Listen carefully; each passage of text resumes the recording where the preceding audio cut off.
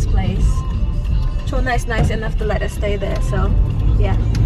That's the ganap. And yung gym malapit lang sa amin. Siguro mga 5 minutes lang. And it's raining as well. You show them the rain. It's raining. Yan yung gym. EFM. Did they see that? Sa bahay na kami, nakaligo na din kami. Si Dan nagre-reply sa mga comments dun sa visa video. So, yeah. Sabi niya, gusto niya daw mag-reply sa mga ganun kasi like, you know, English. Tapos, gusto niya actually nag-i-interact sa inyo guys. And he said, mag-vlog daw siya. Kaya, nung unang vlog ko, sabi ko sa kanya, parang it came across na parang pinipilit ko siya na mag-vlog. Hindi ko siya pinipilit, sinasabi, parang ini-encourage ko lang siya na mag-practice ka kasi mag-vlog daw siya one day. Diba, nasabi ko sa previous vlog ko na mag-vlog siya, like, my husband, like, take over my vlog, something like that. And then, hindi nangyari kasi sabi niya, ano daw, before the end of the year. And then, tinanong niya ako kung ano yung gusto ko sa birthday ko. And wala naman akong kailangan, like, wala talaga akong kailangan, like, material, wala. So, sabi ko, mag-vlog ka. And then, sabi niya, sige, gagawin ko. And then he said he will. Tapos nagplano na siya, like, ito yung gagawin niya daw sa umaga, ganun-ganon. Tapos, lagi ko siya ini-encourage. Yung sinabi niya sa akin yun, na yeah, I will vlog on your birthday. So, kasi off ko din ng birthday ko. Very timing na off ko din. So, and then sabi niya, he will take the day off din daw. And yeah, so some people, I think, commented on my video, parang sinabi niya sa akin na may nag-comment daw na parang pinipilit ko daw siya, sabing ganun-ganon. Or wag ko daw siya ipakita, something like that. Or like, no, I don't know. Hindi ko alam kung ano sinabi. Sinabi lang sa akin ni Dan na meron daw, or I think ako yung ako yung nakabasa ng comment na parang, wag mo na lang ipakita si Dan, something like that, kasi ayaw niya. No. Like, I know na parang sobrang hirap intindihin kung ano mga nangyayari, pero hindi sa ayaw niya. Like, maybe it just came across na parang ayaw niya kasi hindi naman kasi yun komportable sa camera. Like, you know, every time na nag-vlog ako tapos nandun sa Dan, lagi kong pinapacheck, okay lang ba to? Okay lang ba to? Kasi sometimes, parang hindi siya komportable. Oh, tsaka ako dyan. May pag-ganon siya. So, yeah.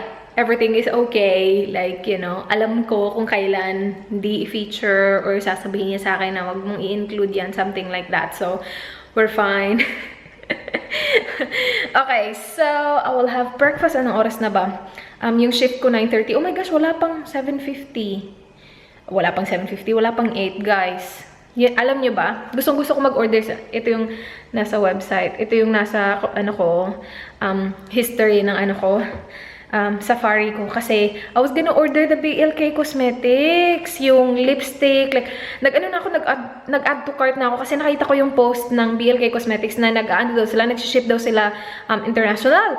So, nag-add na ako, guys, and ganun, lahat. Besh! Ang mahal-mahal ng shipping, nakakaloka. Like, yung shipping 2,500 pesos. Mas mahal pa siya kasi sa in-order ko. I think I ordered like, in-order ko yung liquid lipstick, tapos nag-order din ako nung ano niya, ito, yung highlight at saka contour. And then, nag-order ako ng eyebrow. I think I ordered like 4 items or maybe 5.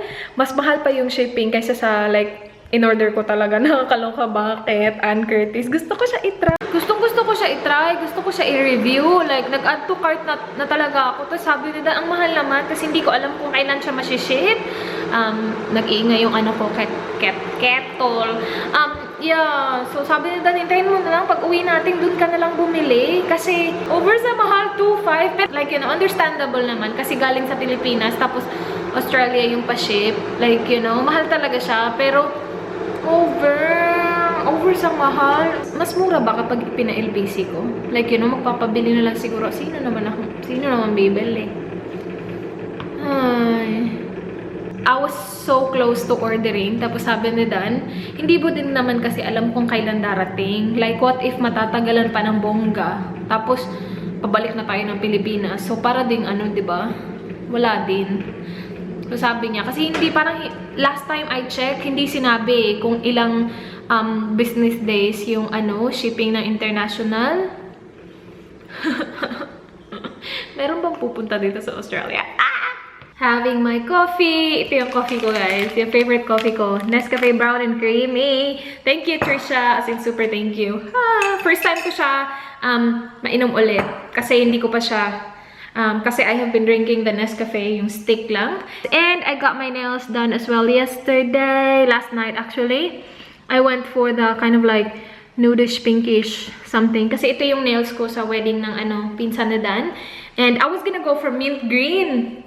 Kaya lang sabi ko, okay sana yung mint green kasi spring na. Spring daw pero ang lamig. Nakaano nga ako eh. Ang lamig guys, bigla lang sobrang umulan naman kanina. Anyway, magbi-mint green sana ako tapos may silver sa ring finger. Kaya lang sabi ko may wedding. Ito yung wedding ko. So I went for kind of like pinkish, nudish. Parang over pink siya sa camera. Sa in person, it's like pinkish nude. So, and I had them cut it like just a little bit short as well. So, konti lang yung kinat nila. And yeah, my nails are fine so far. Like, yung iba kasi kapag nagpapa-SNS sila, especially kapag lagi sila nagpapa-SNS, yung asawa ng kapatid, yung asawa ng kuya na Dan, nagpapa-SNS siya. Siya nga yung nag-recommend ng SNS sa akin. Sabi niya, maganda yung SNS kasi like, you know, real nails mo siya, just like, you know, pero parang napapastrong lang yung nails mo.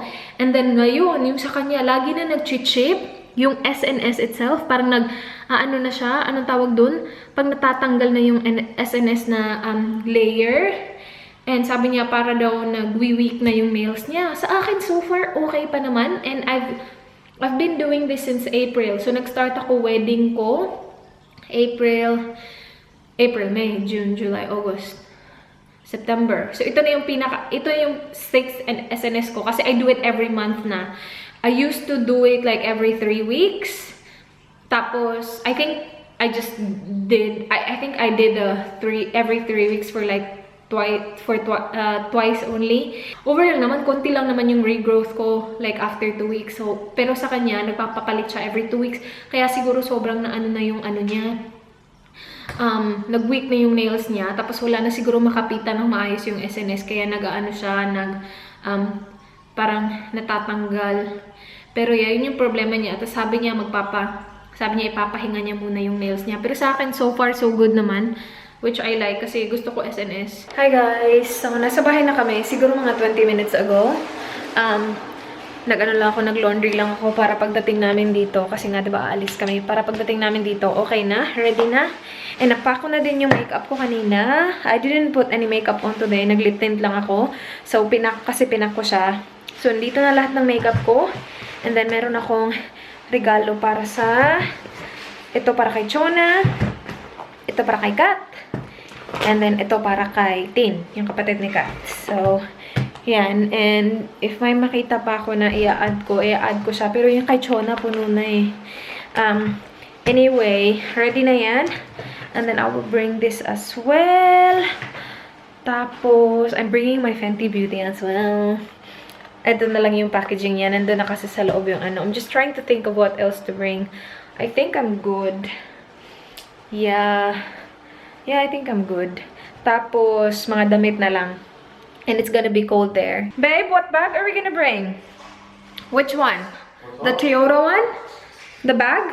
Bring a bag each. A bag each? Okay, a bag each. I'll take the bigger one. Of course. Tapos sapatos pa. Okay lang yan. Siguro pagkatapos ko mag-pack lahat, tapos na yung laundry, hang ko na lang siya. So, perfect. And then, we're planning to sleep early because we leave at 7 ng umaga. Kasi magmi-meet kami sa Handorf. Like, yung malapit lang dito sa, sa Hills banda. 7:30. So, from here to Handorf, it's 30 minutes ride. And nandun yung bag sa taas. Yan yung bag ko. Tapos kay Dan, yung parang ganyan din, pero maliit yung kay Dan. Okay.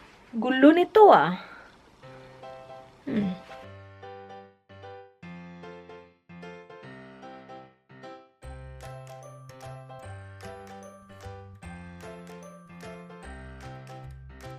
Okay, so I'm pretty much packed. Nandiyan na lahat. But I'm just trying to think kung anong pa kailangan ko. Babe, so... What else do I need, babe? Babe, what else do I need? No. What's usually the stuff that I forget? I have my makeup. Your eye stuff? Eye stuff, yep. But do you put the headache tablets in the bag? Eye stuff, yeah, so, yeah, I have my contacts and I will be wearing this tomorrow. The pill, headache tablet. Got all your moisturizers and creams and all that? Yeah, skincare. All good. I think we're good. How about yours? Your skincare stuff. This guy. Your skincare stuff. You expected for me to do it? Did you? Sorry? You expected for me to do it? What skin stuff? Your skincare stuff, like your deodorant and... I'll do it tomorrow after I have a shower. Are you sure? Yeah. Okay. Oh yeah, we will have a shower. Now my skincare stuff isn't here. Okay. I'll just take it off. And then I'll just put it back in the bag tomorrow. Sus. Napaka-snug pa naman niya dun. Oh, dun talaga siya sa ilalim. Okay. Ay. Ito, dito muna to sa banyo. Kasi gagamitin ko pa yung iba dyan. Sana hindi ko yung makakalimutan. Dyan ka. Okay, I think that's it. I will just hang the clothes and then go to bed. That's it for this vlog. Thank you so much guys for watching. Please like, please subscribe. I hope to see you guys on my next one. Do not forget, be good. Good night. Bye.